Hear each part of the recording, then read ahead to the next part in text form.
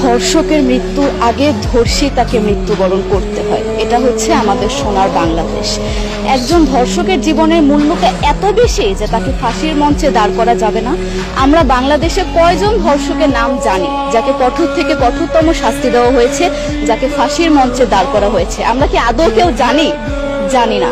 অথচ আমরা কতগুলো যারা ধর্ষিত হয়েছে তাদের নাম জানি। অনেক বড় এই লিস্ট, আসলে অনেক বড়, বলে শেষ করা যাবে না।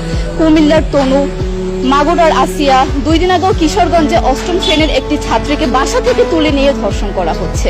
বাবার হাতে মেয়ে ধর্ষিত হচ্ছে, ভাইয়ের হাতে বোন ধর্ষিত হচ্ছে। আমরা আসলে নিরাপদটা কোথায়?